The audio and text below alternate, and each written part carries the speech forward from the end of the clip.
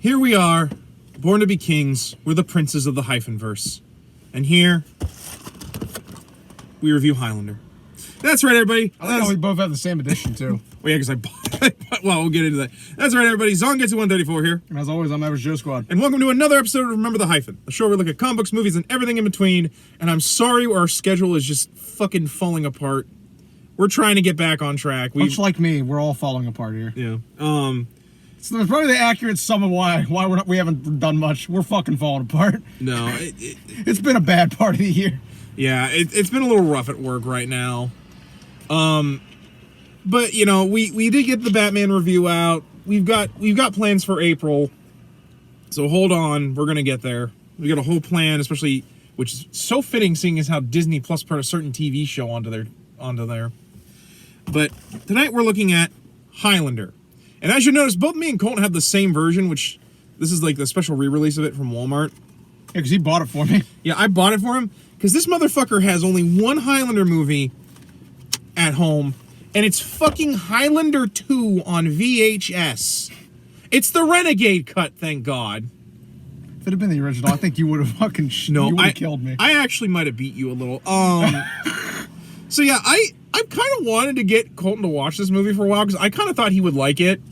I actually remember watching this a long time ago back when I was in college, and I'd watched it shortly after I'd seen Spoonie's reviews of Highlander 2, Endgame, and The Source, which we will talk about tonight at the end, but like... We're gonna play the Jaguar game?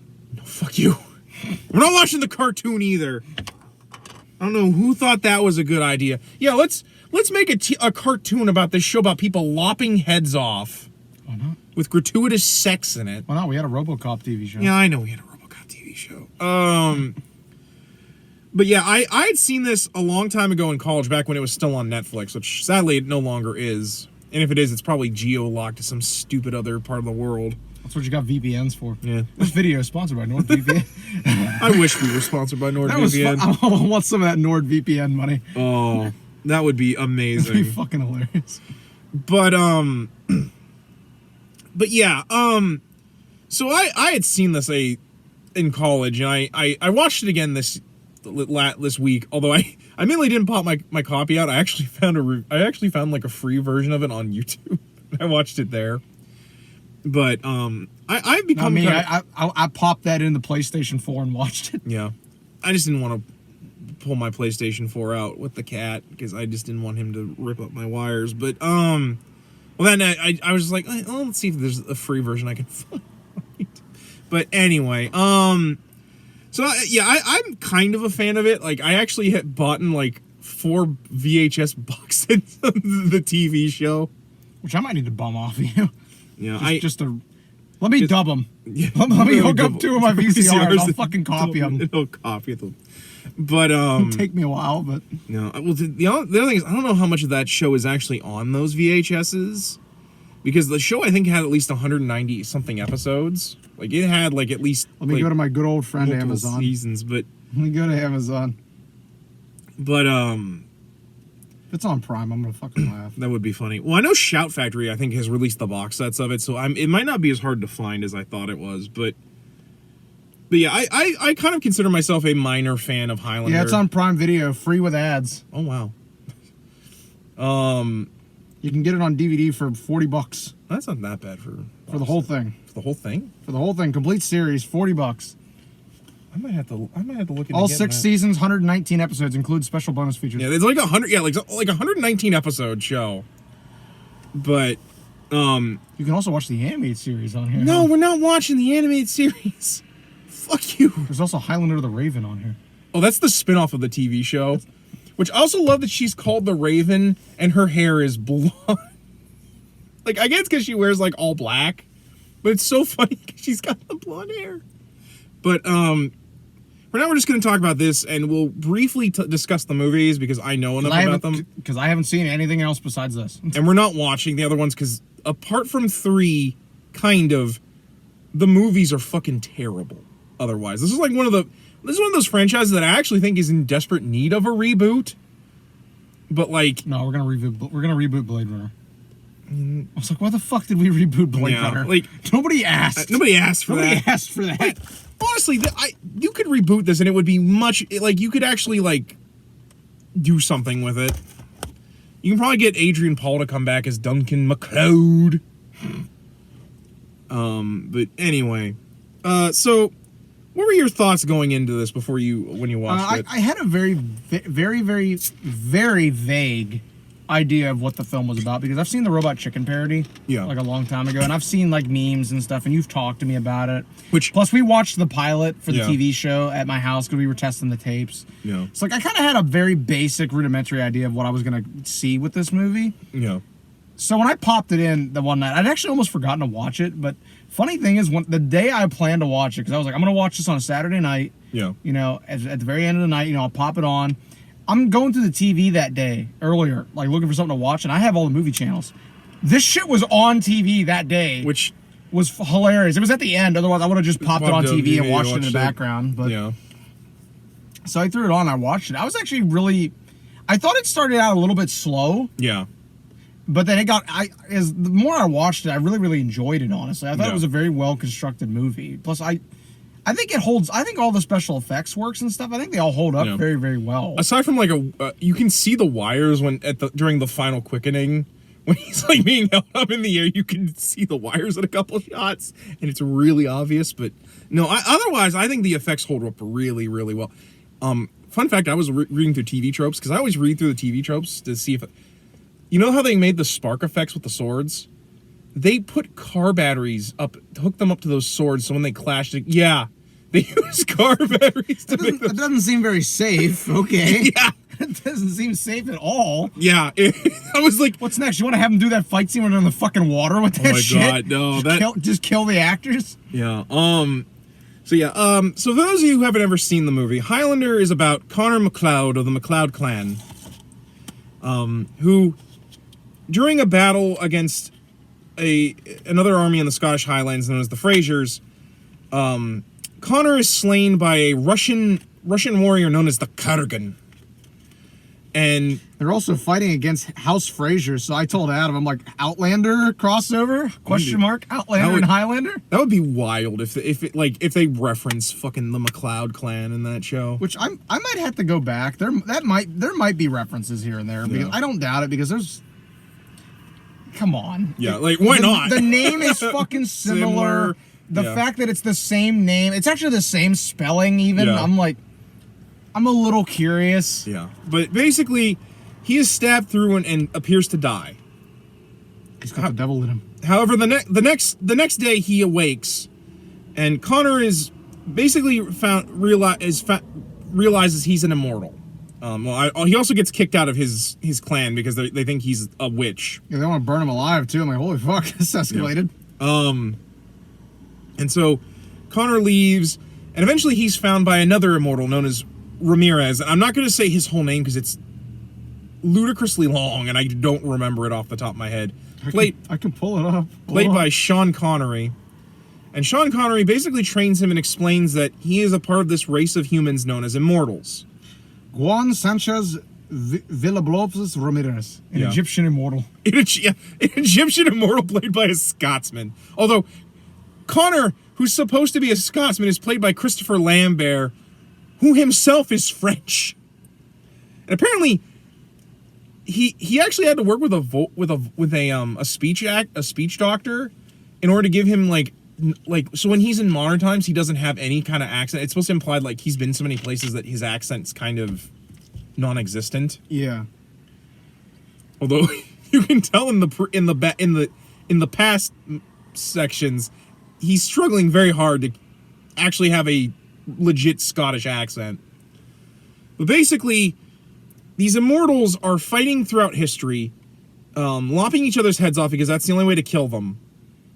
And eventually they will fight for the prize, this unknown prize, even to them, when eventually they will gather in a faraway land, which turns out to be New York in the 80s. Which I thought, this is a thing I do with any movie I watch. Mm-hmm. That scene where they're in the parking garage, I was just like looking, I'm like, well, look at all those cars in there. Like, they got like a 73 Mustang in there. I saw a Gremlin in there at some point. I was like, oh, look at all these cars. Yeah. No, this movie is 80s as fuck. But basically... Oh, I couldn't tell by the fucking Prince soundtrack or the fucking cassettes. Oh, Queen, yeah. Yeah, the fucking cassette, the Kurgan pops in. I'm like, what the... And it's like, one of those old school cassette players where it's like a front-facing one. It's not like one of those ones where you put it in like sideways. Yeah. It was a front-facer, and I'm like, oh, this is ancient. Yeah. And so basically, they would eventually, when there's very few of them left, they will fight until there can only be one. Until only one remains, and they will get this prize. Which... I actually really meant, what were your feelings on the fact that a lot of those things about the Immortals were kind of nebulous? Like, they don't really explain a lot of it. I kind of like it, honestly, because for me, it's like the movie almost like walks a very fine line between explaining just enough and explaining not enough. Yeah, although... You know, like, they give you just enough to kind of hook you and get you, like, really invested in stuff and get you interested. Yeah. And at the same time, they don't give you enough to, like, really satisfy, like, your brain. Yeah. So it kind of, like, given that I haven't seen the other stuff, really, it kind of, like, it honestly leaves you with just enough room that your imagination can kind of piece stuff together. Yeah. Which I think is, like, honestly one of the best things a movie can do is to make it that basically your imagination is able to fill in the gaps. Yeah, like for me, especially when everything seems to be really mystical in nature, I think it is kind of better to keep things a little bit nebulous because, like, once you make hard set rules for that sort of thing, like, you have to follow them. Because if you break mystical rules, you're kind of like, then what was the point of that? It's not like sci-fi where you can kind of be like, oh, well, they've kind of like, we've invented, like, something that can get us around that. Like, being like, how can this ship go into warp drive? It's like, oh, I've invented this, like, special core drive thing that allows us to get past warp speed. You know, like, you can do stuff like that with science fiction. But with stuff like this, it's very hard to set hard rules because then, like, you do stupid shit like in Highlander 2, where the Immortals are aliens from a fucking planet called Zeist. Which that shit was so bad, they retconned that the moment that movie came out. But I do like that. The only rule I think that doesn't, like, I wish they expanded upon it because they kind of drop it even after the scene they do, is that scene where Connor and Ramirez are, like, using their power to, like, get the speed of a stag, and then they never use that again after that. Here's something interesting. I'm reading the wiki page for Highlander. That's why, like, I'm like looking at my phone. Yeah. So I'm doing something pertinent to the episode. So. Yeah. Apparently, like, the original draft of the script differed significantly from the film. This is from the wiki page. Oh, yeah. I was actually going to talk to you about that. The initial story was darker and more violent. Connor is born in 1408 rather than 1518. He lives with his mother and father and a younger brother. Heather does not exist. Connor is promised to a girl named Mara, who rejects him when she learns that he is immortal. Connor willingly leaves his village after his clan's attitude towards him changes, rather than being banished. His alias is Richard Tupin, which I think is actually a reference to Elton John's co-writer of songs. Yeah, because in the modern times he's Barney Tupin. Like, I think that's a reference. In the modern age, he's called Russell Nash. And his weapon is a custom broadsword. Ramirez is a Spaniard born in 1100 instead of an ancient Egyptian born in more than 2,000 years earlier. Yeah. The Kurgan is also known as the Knight, using the alias Carl William Smith. He's not a savage, but a cold-blooded killer. Brenda is Brianna Cartwright, a historian at the Smithsonian who sometimes helps the police. Oh, so that's where the Smithsonian reference came in during when she's trying to lie her ass off, and he's like, I read your book, Brenda. They never said anything about you working for the Met. Yes. But I actually was going to tell you, apparently there's a novel with this, and they actually go into the Kurgan's backstory in it. I'm gonna have to see if I can find that. If I get it and I read it, I'll loan it to you. And apparently they also go into more with him and the Black Immortal that we meet. I can't think of his name. Oh, I had it in the tip of my tongue, but apparently their relationship's a lot more somber. Like they kind of are really upset that they're some of the last Immortals left for the Gathering. In the original draft, Connor is said to have had 37 children. Which, that's a difference because one of the things that really makes it rough for Immortals is that they are actually sterile. They cannot have children. It's a big kind of sour point for this. But yeah. So, probably one of my favorite things about this movie is, since we did talk about it, was the soundtrack. Yeah, which I think I was one of the first things I told him, like, the next day when I saw him. He's like, what'd you think? And I'm like, bro, I wasn't expecting the Queen soundtrack to go that fucking hard. No, because I'm not a big Queen guy at all. Which, sadly, this movie underperformed at the box office, and you can't actually get the whole soundtrack. Officially. I'm sure if I told him, like, give me 20 minutes, I can find you a bootleg. A lot of the Queen soundtrack was put into their another record they did called "It's a Kind of Magic," which oh my god, that "It's a Kind of Magic" scene during the World War II segment. I'm like, oh come on, Connor. Hey, it's a kind of magic. But apparently, like, there's one during that scene when the Kurgans torturing Barbara by driving around and all that, he starts singing New York, New York by Frank Sinatra, which bleeds into a Queen cover. There's never been a full version of Queen's cover of New York, New York. Apparently, like, Freddie Mercury actually hated having to do it, and they forced him to do it. So it's implied that there's only just that partial piece of it from the movie, and that there might not even be an actual full recording of that. It's like one of the lost pieces of Queen media that there is. At least as far as I know. But yeah, most of the rest of the songs they did for this, yeah, it's only 40 seconds. Yeah.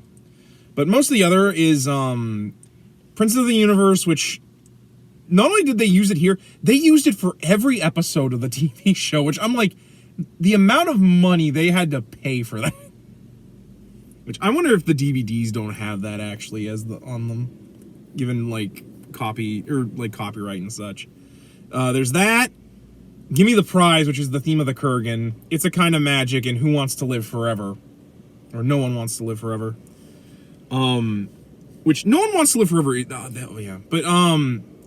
But no, I think also one of the best things about this movie is we actually get to see bits and pieces of Connor's life throughout the ages, which is something I really, really enjoyed, because it was kind of it. I know there's a proper term for it in terms of like film. Yeah. Like I know there's that's a technique. Yeah. Because I know a lot of movies. Titanic is a great example of them doing that. Filmed in media res, more or less. That's probably what the term I was thinking of was, in media res. But I also really enjoyed it, because it kind of like, it showed that, like, you know, he's been through a lot, you know, and it's. I think it really worked for the character a lot. Yeah. Honestly. Like, I actually really like that we see how Connor has both kept himself sane, but also he's very, very withdrawn. He's very closed off. Because, like, he can't really make connections, because, like, he doesn't want to watch people die like he watched his wife Heather die. You know, like, he spent, like, 77 years with that woman, or, like, a good chunk of her life. And he had to watch her die. You know, like, that probably would mess up a lot of people. And, like, knowing that you will probably never see her for a very long time, you know, has to be very, very rough. You know, I think it makes for a very interesting main character where, like, especially when he kind of falls in love with Barbara in the future, and, like, you can tell he wants to get closer, especially because I think like, while their romance is kind of rushed, which is, like, one of the few problems I have with this movie, I kind of get why he falls for her. I think it's because, like, she reminds him so much of Heather. All right, Adam, we got to go to Scotland. This is where we're filming the next Hyphen episode. Is that the actual castle? The castle? What, so you're going to grab a broadsword and I'm going to grab a katana? There can be only one host, Adam. But no, I think he contrasts really well with the villain of the film, which is, what were your thoughts on the Kurgan, played by Clancy Brown, a.k.a. Lex Luthor from the Justice League cartoon? I actually knew that's who it was, too. I was like, oh, God. Yeah. He really works as the villain, but I don't really think there's a lot of development for him beyond that. But I think in this case it works. Like, yeah. Because you don't really need to see why he's like this, you know? Yeah. You can always obviously infer that, like, just like how Connor has gone through so much stuff over the years, and how he's kind of like sealed himself off both emotionally and mentally, you can kind of see it as like almost like the Kurgan's like the yin to the yang, you know, whereas like Connor has kind of like stayed optimistic about a lot of stuff, you know, he's got his sense of humor. All the Kurgan's got is just finishing. Yeah. And like, it's just finishing this whole thing and winning, you know? Yeah. Beyond that, he doesn't care for anything. Yeah. And I think that really is, like, you have the two different sides of the coin when it comes to immortal life. You know, you have someone who's able to keep a grasp on their humanity, you know, and keep basically the core elements of who they are intact throughout everything they've been through, versus someone who just, that doesn't matter anymore. Yeah. All they have is just the killing. It's funny you mention that. If you don't mind me bringing up a little bit from the book about he's from the Russian like mountains, and apparently, because they say in this, like, you know, they used to throw their children through the dogs for meat, and whichever ones came out would be the strongest. Well, apparently, his father saw him come out, and he bashed his head in with a rock, and when he regenerated, it drove him mad, and he beat his father to death. And then he proceeded to work with a Middle Eastern immortal known as the Bedouin. And then he proceeded to work with the Huns, the Khans, and the Vikings, and basically just killed, pillaged, and sexually assaulted women throughout the ages. It's kind of implied that the Kurgan's is very much a hedonist. Like, he actually doesn't even seem to care. Like, he just likes to do whatever the fuck he wants and knows he can get away with it because he's immortal. Like that scene where he's driving Barbara around New York and he's just recklessly, like, he clearly doesn't care because he's like, it won't kill me. Like, I can just do whatever I want. I mean, obviously I'm not going to kill you, Barb, because I need you to draw McCloud out, but no, he's a very interesting villain just because I think it's very interesting, like, whereas you have like a lot of villains that have like at least some redeeming qualities, like Vader. I don't really think there is any redeeming qualities with the Kurgan. He's just a pure embodiment of evil. Yeah, very much so. And I think it's very interesting that, like, a lot of the other immortals are very much like Connor, and it's just like, I just want this to be over. Like, apparently there was in the book, again, there was actually another immortal that the Kurgan fights, and eventually the dude knows he's going to lose, so he just throws down the sword and he's just like, just lop my head off. Like, I don't care if I get the prize or not. I just want to die.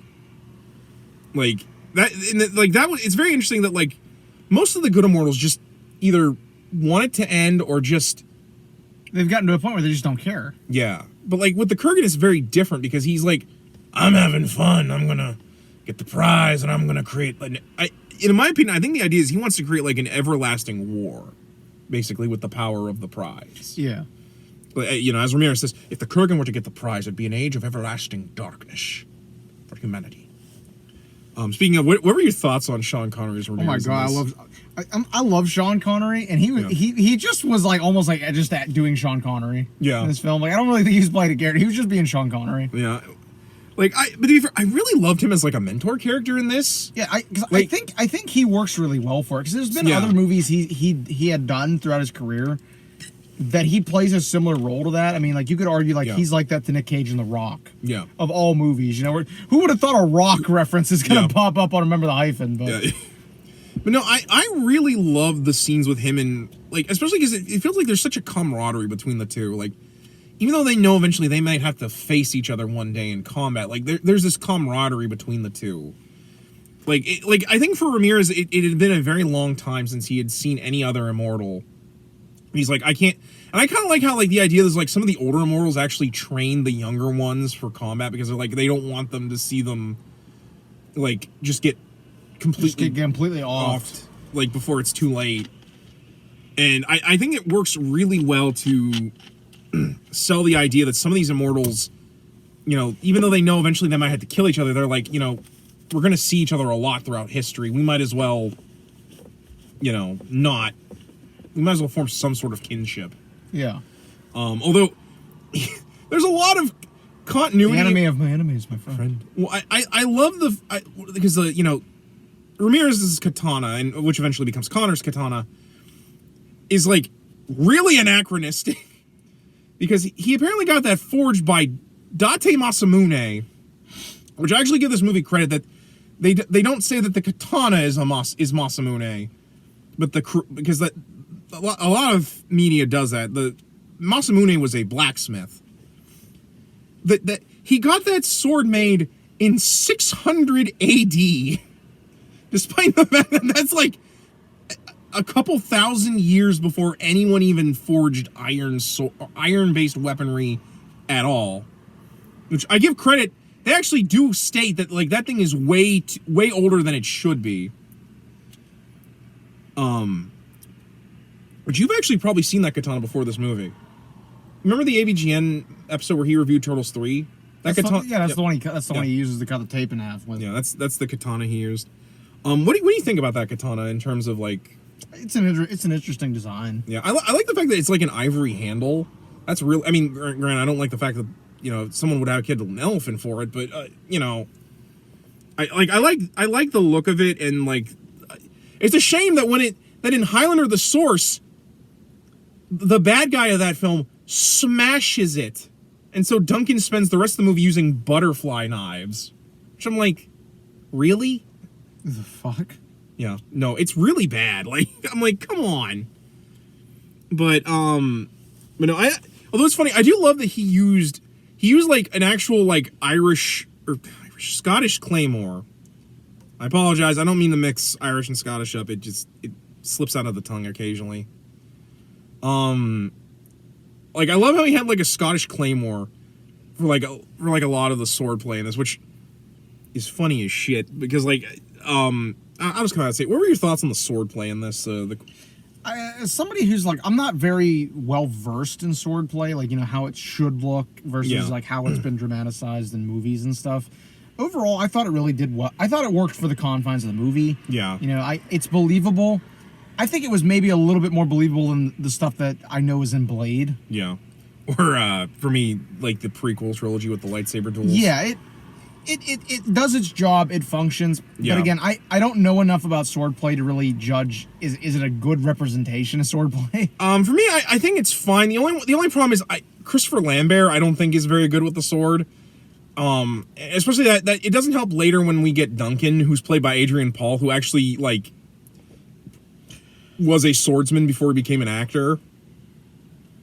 So it's really obvious that like Lambert like just swings that katana like it's a Louisville Slugger, which I think isn't terrible. And I will admit, I think a lot of swordplay is fine, like especially because like the way they fight with the swords, it is a little weird just because like they're basically aiming to lop each other's heads off. My only complaint is I wish we could have gotten to see like an immortal that used like something other than a sword. Like I would have loved to see wouldn't it be cool if the Kurgan was just like wielding like a giant broadaxe or like a pike and just was like, I could see it, but I think it would have taken away from the idea of like them sword fighting. I mean, fair. Like because I think in with the idea of the film, with them lobbing heads off and stuff, I think like the first thing a lot of people are gonna go to is sword play. Like I kind of see what you're going with. It would be interesting to see like some different like mediums and different weaponry used, just for a little bit of variation. Yeah. I just don't know how effective it would be. No, that's fair. Like, and to be fair, like some of the later series did do that occasionally. Like I think it would have been kind of interesting. Like, and granted, here I didn't mind the sword. Like in the first film, it's fine. It would be interesting to see like an immortal using like a chainsaw or like just doing something crazy, like picking up like, well, especially because like. The Kurgan sword's kind of bullshit. I get the idea that like he built his sword using modern technology. Like the idea that he can like it's in pieces technically doesn't work. Particularly the blade, because if the blade is in pieces and he swung it, it would like shatter to pieces. But I do love that scene where he's like rolling it around his chest to see how the sword still works. Then the fact that I love that scene when the prostitute shows up in his room. And she's like, "Hi, handsome. My name's Candy." "Of course you are." That scene made me actually chuckle. I was laughing at that shit. Yeah, that was super funny. But yeah, otherwise, I want to talk about the rest of the cast, but the rest of the cast is kind of just there. Like, what were your feelings on like the police stuff that was there like throughout most of the film? I mean, it was okay. It got to a point for me where it kind of just blended into the background, really. Yeah, especially because it fizzles out. We're getting these like flashback scenes. We're getting these scenes, with all the sword fighting and stuff, and then it's back to that, and it's just like, oh, we're back to this plot. Great. Especially because like it doesn't go anywhere because once the Kurgan almost kills that vigilante, it's not terrible, but it just to everything else, it's kind of a letdown. Like it's kind of like more of the same. Yeah, especially because it's kind of weird given how it like kind of treats the New York police, especially that one that calls Connor a word I'm not going to use. A bundle of sticks. Yeah, like that came on. I was sitting there on the couch like, whoa, wait a minute. Like that and the gratuitous, needless sex scene between him and Brenda, especially because the sex scene with Brenda and him comes right the fuck out of nowhere. I should have warned you about that because I was like, I mean, I was okay with it. I was like, oh, okay. Well, just love he stabs himself to prove he's immortal, and then she's like, "We need to bang," and I'm like, okay. Oh, I guess we could. What were your feelings on Amber and her relationship with McLeod? I really liked her, but the biggest problem I had was that she wasn't a focus. So I don't think they developed her really. She was kind of a very one-dimensional character. True. Once she finds out that he's an immortal, that's it. They don't go anywhere with it. They set up that, like, oh, she works with the police and stuff, and she's written a book on swordplay and stuff. Oh no, Barbara. I was talking about Amber, the lady that. The adopted daughter. My bad. My bad. Wrong one. Same thing. Honestly, Although I will admit the scenes with her are really well done. Like I love that scene when she's like, "You're not coming back tonight, are you?" They're very well acted and very well written. But I feel like with both her and the other one, it's just like. They're very one-dimensional characters because they're not really the main focus of the story, So it's like, especially given we're watching a director's cut, so I can't even say like, well, maybe there was some other stuff in a different cut. Yeah, they come off as very, very one-dimensional, and I think like, well, it's not really a detriment given that they're not major parts of the story. Yeah. It still would have been kind of nice to have seen them more developed, and I wonder if the novel does that, or maybe the screenplay does. There's at least one more scene. He actually does visit Amber before he takes Barb to the Scottish Highlands. And he actually kind of tells her goodbye, and it's like, I might come around again, but like, I can't stay, obviously. But like, and apparently he finds the grave he buried Heather in, and he visits her and tells her that you would have loved Barbara, she's a lot like you. And I'm like, damn, why we gotta make this man hurt?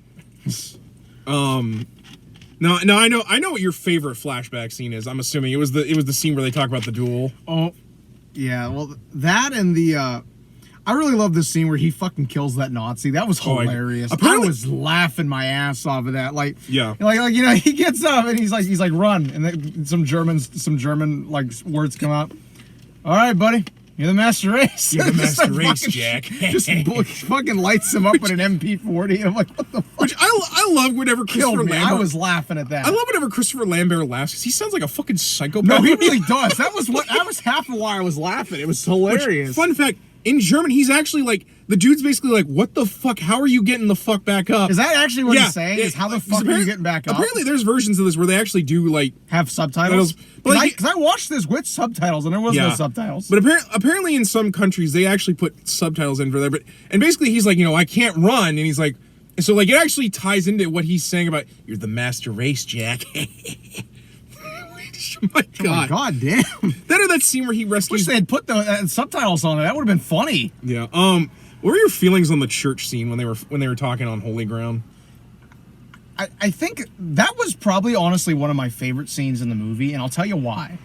For me, it was just the intensity in that scene. Yeah. Like, that these two guys, they want to kill each other. They're all that's left, Yeah. But they can't do it here, because they're on holy ground, and it's like just the way they're talking, the way the dialogue's structured, like the body language, everything about it.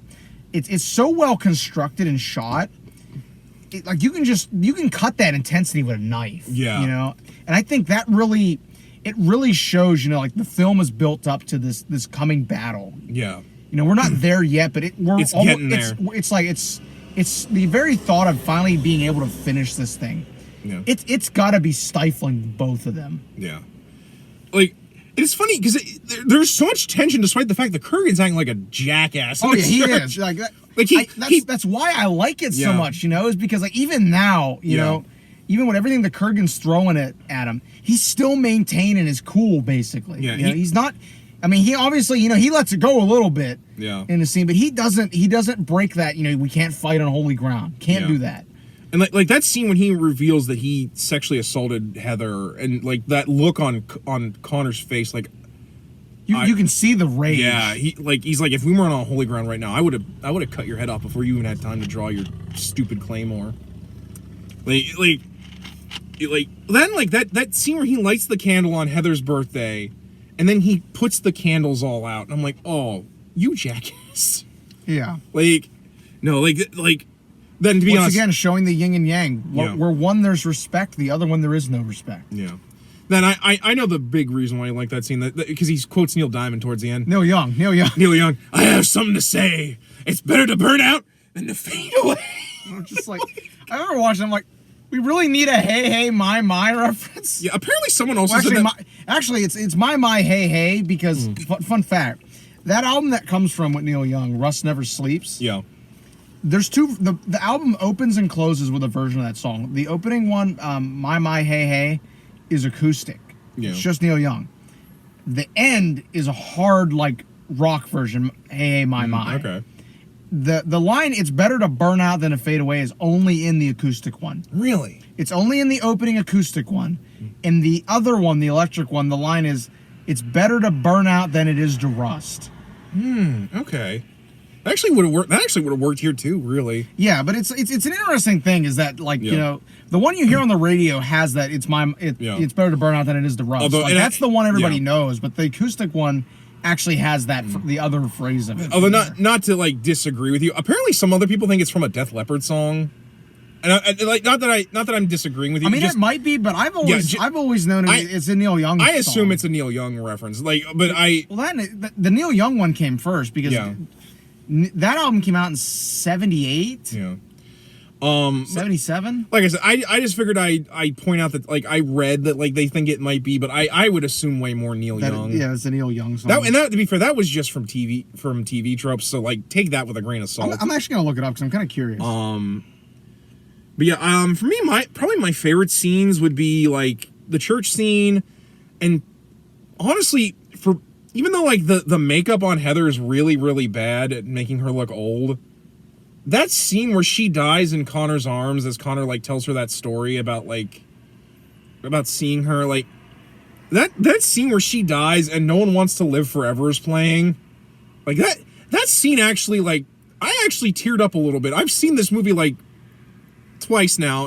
I think I've seen it like twice now, and it like emotionally tore me up inside a little from like just how sad it was.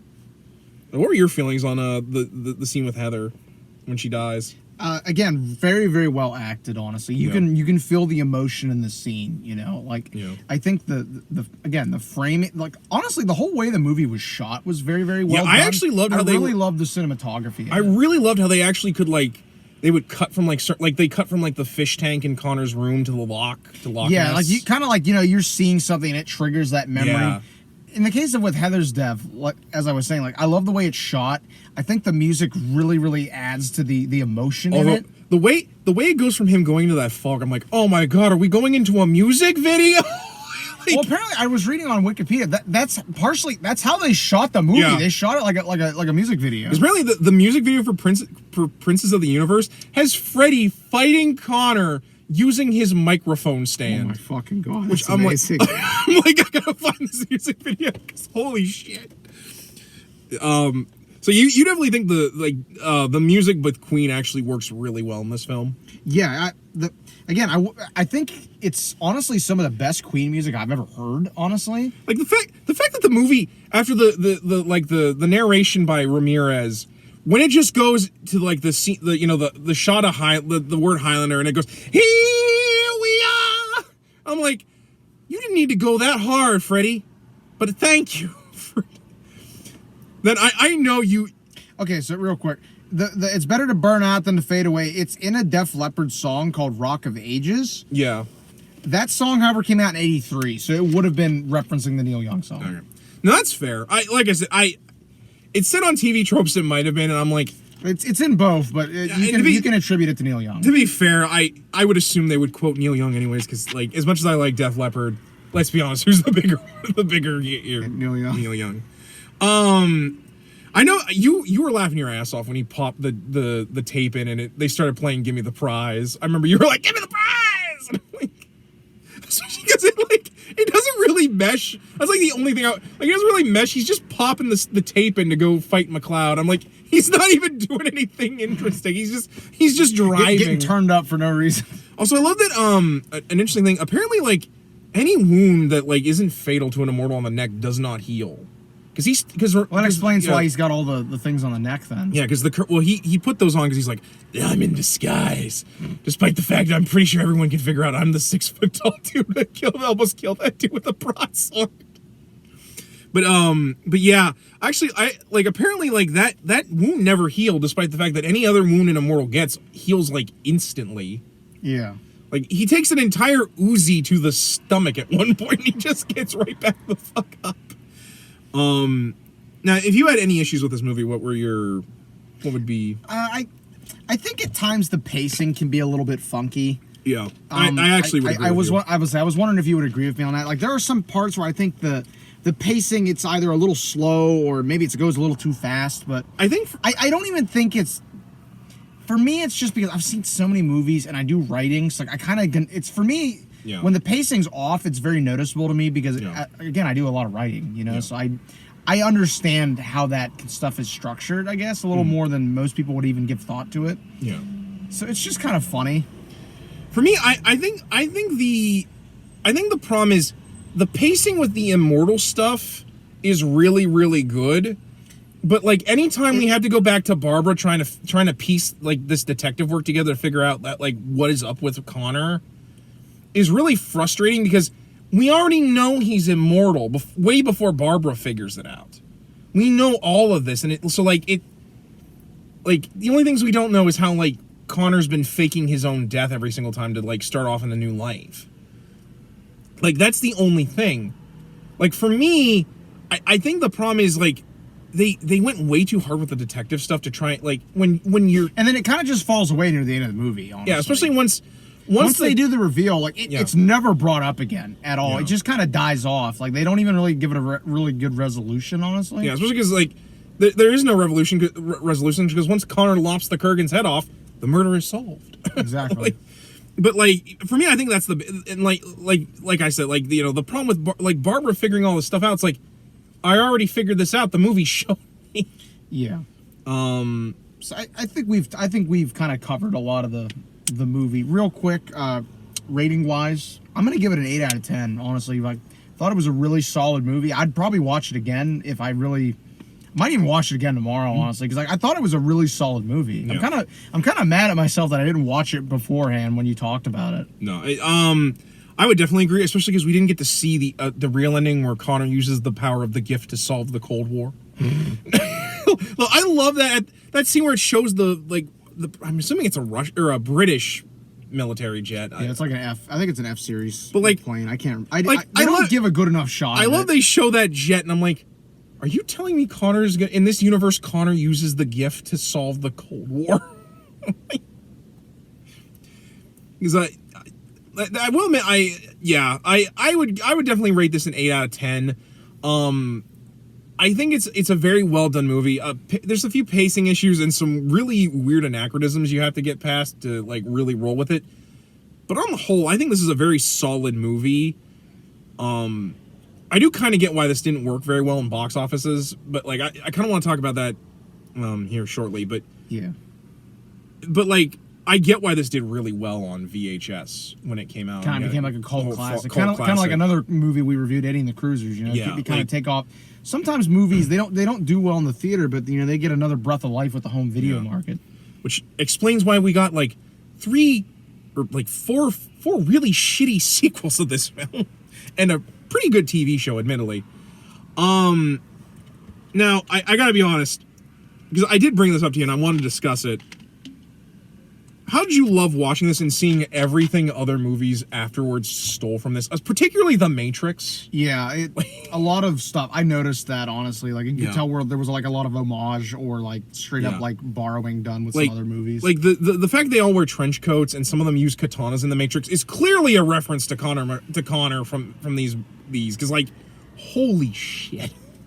I also find this movie is very, very Star Wars heavy in terms of like plot stuff. Yeah, which I think was. I mean, I think it was that was a product of the time. You know, like a lot of movies were doing it around that time. Especially because, like, I think this came out right same year as Return of the Jedi. Yeah, same year as 83. I hope this didn't come out the same month as Return of the Jedi. Because, like, if you told me this came out the same month as Return of the Jedi, I'm like, oh, no wonder this movie didn't do really well in theaters. What do I want to go see? A movie that I've never seen before, or the final Star Wars original trilogy. Actually, no. Highlander is 1986, so it would have been 3 years after Return of the Jedi. Okay, yeah. So like the fact that Ramirez is like Obi-Wan Kenobi and the Kurgan in kind of ways is like Darth Vader, not like exactly, but like he's more or less like this big monster they gotta fight. But yeah, like it's funny how much I like other things I've seen that I like clearly have stolen like the style of this movie and like the ideas from it, and like the fact that this kind of made the katana really cool. Which, fun fact, if you're ever in a D&D campaign and someone's like, my character wears a trench coat and carries a katana. Oh, I see you're a Highlander fan. Yeah, I'd be like, you fucking go look at some other fantasy shit and knock it off with that fucking Highlander crap. As much as I love Highlander, I'm like, the katana's a terrible weapon. Like, and I like katanas. I think katanas are cool looking. But realistically, a katana's a terrible weapon. Especially if you're using a Japanese ancient katana, which was made of pig iron. Yeah. They're brittle as fuck, but no, it actually, to be fair, this movie shaped Blade, if you really think about it. No, I can definitely see some influence in that. Yeah. So do you want to briefly talk about the what came after? Yeah, okay. Because again, I haven't seen anything else. I have Highlander 2 on tape, but I've never watched it. And I'm sorry, you're not making me watch that. I'm sorry. What's like the Renegade cut? I don't care it's the Renegade cut. That movie's still fucking ass. Okay, so this movie, they made a sequel. Obviously, they didn't put nearly as much budget as they did for this film because it didn't do well in the box office, but it had a big enough following that they eventually made a sequel for it. And it's really bad. So the plot of that is basically Connor uses the prize to kind of bring like a temporary like kind of golden age for the planet. Until eventually the corporations, which this movie, you can really tell there's a lot of Blade Runner vibes from it. Basically the corporations start polluting the entire planet and they blame the technology because Connor figures out how to like save the environment and create like renewable energy, which doesn't really make sense with me about how the prize works. I don't know, but basically they create this dome because I think the idea is like we've depleted the ozone layer because that was a thing that we worried about back. I mean, we still kind of worry about, but it was really big back then. It was really big back then. For those of you that don't remember growing up in the 90s. But basically they create like this weird dome over the planet. It's like an energy dome. And it turns out like the ozone layer got fixed, but the corporations want to keep it up because they're greedy. Or some Shocker. bullshit like that. Well, eventually these other immortals come down, which already, like, they had to bullshit an explanation for New Immortals, despite the fact the idea of the final film, at the end of the film, was that Connor was the only one left. Well, turns out, the Immortals on Earth were not actually humans. They were aliens from a planet called Zeist. That's fucking stupid. I remember you telling me about that. I'm like, that's kind of stupid, but okay. Like, it's just like they had to get around the fact that Connor's no longer immortal, because he's actually aged in this movie with terrible makeup, much like poor Heather. But well, eventually he fights these two doofus-looking guys that look like Dr. Insano from Spoonie Experiment. That's the only way I can explain it. They look fucking ridiculous, and they talk like they reference the Warriors like, McLeod, come out and play, and I'm like, fuck you. That doesn't date that movie at all with a reference like that. Which eventually Connor gets his immortal powers back because he lops one of their heads off, and it like gives him a quickening, and it like de-ages him. Well, it turns out like Connor had forgotten his memories because most of the immortals. Connor shouts Ramirez's name, and it brings him back to life. Yeah. Although, admittedly, that's probably one of the funniest scenes because Ramirez comes back to life during a play version of Hamlet. And this dude's like, "What's your deal for ruining our play, shithead?" And it's hilarious because Ramirez's like, "Shithead? What's a shithead?" And he spends most of the movie... Is it actually Sean Connery? Yeah, they got him back for this movie. movie. Got him back, okay. And then he never showed up in any other movie after. I don't blame him for that. Because he was like, "What the fuck is this? I could have showed up in a Bond movie if I wanted to, even though it may make no fucking sense given how old I am." But Oh, and it's just really bad.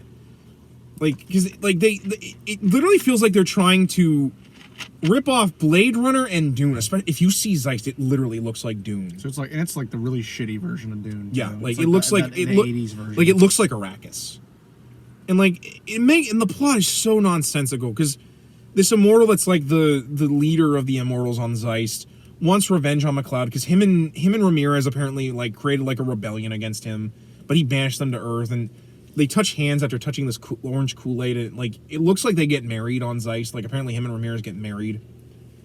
It looks like they get married. I think what actually happens is like it's Star Wars force bonding where they're like, oh, okay, they're like I think that's also how they explain Ramirez came back to life.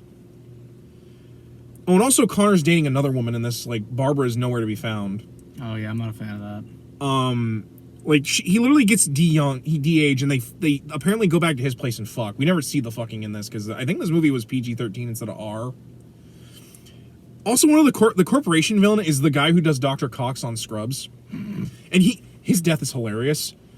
This immortal. Oh, so it's he's in Platoon. Yeah. So it's that guy. Yeah. Okay. He dies by this immortal grabbing him by the balls and throwing him out of a 10-story building.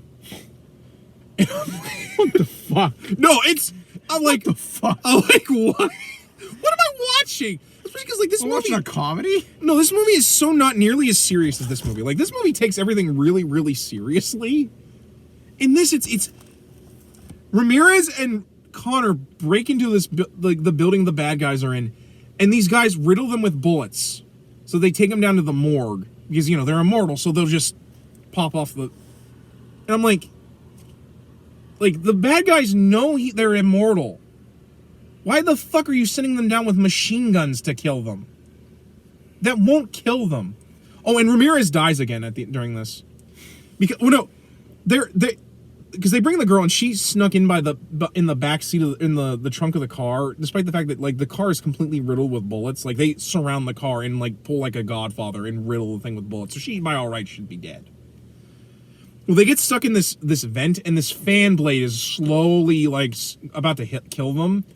So Ramirez uses the magic of the quickening to push the thing up, but in exchange for killing himself. That's really fucking stupid. It's so fucking bad, and it literally ends the same way as where it's Connor fighting this other immortal, and it literally ends. He gets the prize again, basically. So it's just redundant. Yeah, and basically they destroy the shield, so like they see the sky again. And it ends with Connor Peter Panning into space, and he's like, and he's to the girl, he's like, "Come on, join me. You know I can't. Come on, it's magic." And he pulls her, and they dance into space. What the fuck? That sounds terrible. No, listen, it was so bad. Highlander 3 literally is shot for shot the original movie, but like instead of having hit Barbara, they have Connor and Barbara's son. I think in this they kind of imply that like 2, they just ignore 2. So so they pull what's another movie that does that? Like probably one of the Friday the 13th. I think they ignored Friday the 13th Part 5. I want to say, or like they ignored the one Nightmare where on Elm Street kind of does that. A lot of horror movies do that, where like when a movie is that bad, like Halloween did it. Halloween is really what I'm thinking of. There's one more. Oh, the Texas Chainsaw Massacre? No, because listen, the timeline for that's just not fucking sensible. Okay. They don't even try with that. But Evil Dead? Because isn't Evil Dead 2? Evil Dead ignores Evil Dead 1. 2 is just a remake. Yeah, because like they say Evil Dead 1 happens, but they change a lot of what happened in the film. It's almost shot for shot a remake of Evil Dead 1. Yeah, and to be fair, Evil Dead 2 is way better anyways. Just watch that. Especially that scene where Ash like goes nuts, starts dancing, and that part where he's like, the rug's like, "I'll swallow your soul, I'll swallow your soul, swallow this." So anyway, Highlander 3 real quick so we can wrap this one up. It implies that there was an immortal. A sorcerer sealed this immortal in a cave. So Connor did have the prize at one point. But then when this immortal frees himself, suddenly Connor no longer has the prize and has to fight this dude. And again, it is shot for shot like a remake of the first film. They actually redo the scene where Barbara's being chased was in the car with the Kurgan. But it's with the new immortal villain and Connor's son in the car. And it's shot in the daytime. What the fuck, man? It's like Superman 4 where they reshoot. Where they just reshoot shit. Yeah, it's really fucking hilarious. And at this point, they made the TV show, which stars Adrian Paul as Duncan MacLeod, who's also a MacLeod. That's also an immortal. They don't really explain how like both MacLeods. They just kind of expect you to like suspend your disbelief. Yeah, I actually kind of like I think there's a headcanon where like he's actually a part of the Fraser clan, but like they spared him, and like Connor's like, you know, he finds out he's immortal too, so it's like you're a MacLeod now. But like, and admittedly, this movie again ignores the ending of Highlander 1 because like there's more immortals. They also really kind of alter, like... But to be fair, I don't mind the TV show because I just assume it's like an alternate universe. Where here, anyone can be potentially an immortal. They have to, like, die once, and then... they also change how the quickening works. The quickening not only gives you the power of the previous immortal, it actually gives you the memories and the personality of the immortal. Like, for instance, if you kill enough evil immortals, it'll actually give you what's known as a dark quickening, and it'll actually turn you evil. Whereas vice versa, like if a dark immortal kills enough like heroic immortals, it'll make them good. Like one of the main characters, I forget his name, he used to be so evil. He was a part of these dudes that pretended to be the 4 horsemen of the apocalypse. And he actually becomes like good friends with Connor. And Connor himself actually goes through a dark quickening and turns evil for a bit. Because of course. But and in this, which I'm pretty sure I want to say Buffy actually stole some, like, I want to say Joss Whedon stole some stuff from Buffy in this, because there's this group of humans called Watchers that are, like, chronicling the immortals throughout the ages. There's actually, like a Watcher that's, like, friends with Duncan. Because technically, they're not supposed to intervene. They're just supposed to chronicle what these immortals do. Okay, I can kind of see where there might have been some inspiration drawn from that. I don't know, though. Just because, like, I've seen how much Josh just straight up steals shit, But, like, to be fair, I think the TV show is actually pretty fun. Like, I think Adrian Paul's a much more interesting... As much as I like Connor, I think he works for this movie. I find Adrian a little bit more interesting, or Duncan a little bit more interesting, because he seems to have, like, a bit more of a sense of humor. Yeah. And, like, again, like, you saw the pilot. He actually knows how to fight with the sword. I will admit, the show's... It's not bad, but the effects are kind of... But that's because it was a TV show. There's also a spin-off called Highlander the Raven. It only ran for 1 season. That's like a weird Law and Order procedural where, like, basically the Raven's like a detective that solves immortal crimes, I guess. It's kind of weird because I'm like, eventually she's going to have to fight, and we never mention her. Like, she doesn't even show up for the 2 movies that are supposed to end the TV show, called Highlander Endgame and Highlander the Source. These movies are garbage, and I am never watching them. Like, if we watch the TV show, we're never watching them. They're that bad.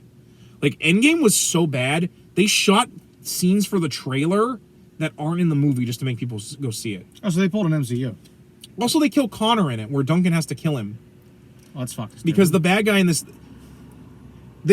apparently the Watchers tally how many heads you've taken, and this dude has more heads, so he's obviously more powerful than Connor and Duncan.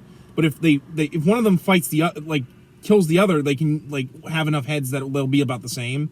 So Connor makes Duncan kill him.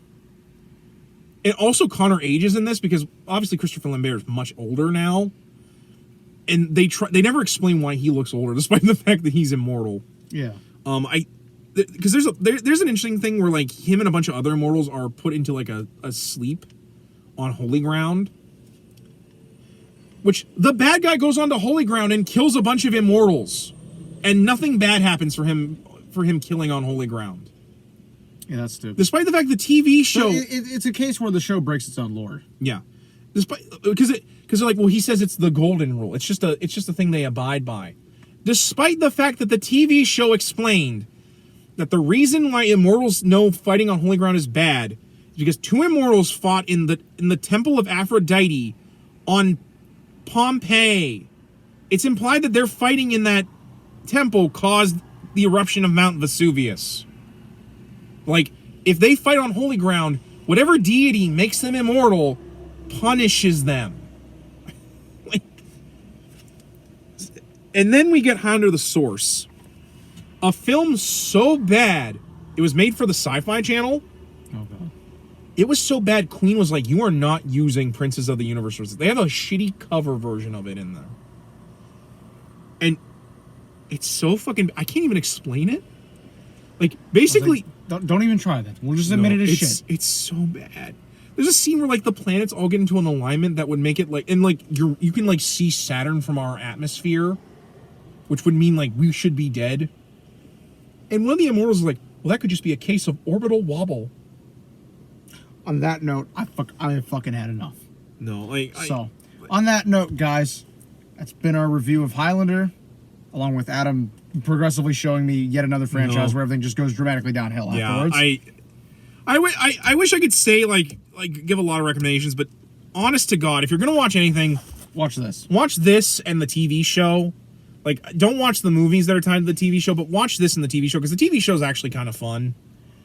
It's just, you know, Adrian Paul slicing up immortals and having, like, adventures. But, yeah, like, honest to God, just watch this. I do kind of wish that this series would get a reboot, because I think they could do something interesting where, like, you know, Connor gets the prize, but, like, it turns out, like, he got the prize for this universe. And then there's, like a multiverse sort of thing where, like, he meets immortals from different realities or even, like, parts of the galaxy. Like, I know it's getting a little bit into sci-fi, but, like, you just have it, like, it's, like, multi-dimensional thing. Kind of like Mortal Kombat, where there's, like, realms. But, like, I really wish that they would reboot it. Do you think there's viable to reboot this, or...? I don't know anymore, honestly. That's fair. Because I've seen reboots that are really fucking bad. Yeah, True. I don't know. I just find, like, these are the kind of franchises I think should get rebooted, because it's like they're a mess. Not rebooting something that actually worked and trying to fix it that way, but that's more my opinion. Anyway, guys, like he said, this is gonna wrap it up. I'm not sure what we're doing next this March. Well, I mean, Moon Knight's coming out. Well, when that, and we're planning on doing Blade finally. Yeah, we're gonna have Cody on for that. We just gotta get the movies watched. We gotta try and get a day when Cody and us. I'm gonna try to get the trilogy done tomorrow. That way I can load the DVDs. But yeah, and of course April is going to be our special theme month because it's my birthday, and I still don't know what I'm doing for my month this year. Yeah. I have to think of something. Didn't we talk about doing Star Wars? Yeah, I think we did talk about doing the original trilogy and some other things. The Ewok movies. And also the holiday special. Well, we can skip the holiday special. I mean, well, you don't have to watch the holiday special, but, like, I wasn't gonna make you watch the droids. I don't even know where I could find that. So yeah, because a lot of those animated shows that the they Ewoks made is back on then. Disney Plus. The droids show is not. Really? Yeah. Huh. But on that note, guys, thank you guys for tuning in. Apologize for the wait that's been in between videos, because again, just real life been kicking our asses. Yeah, but we're working on it. Until then, guys, stay tuned. And as always, I'm Average Joe Squad. And I'm Jean Get You 134. And as always, we ask you. Remember the hyphen? And there can be only one. And take care. Their best. News is always going on about how they did their best. Winners go home and fuck the prom queen.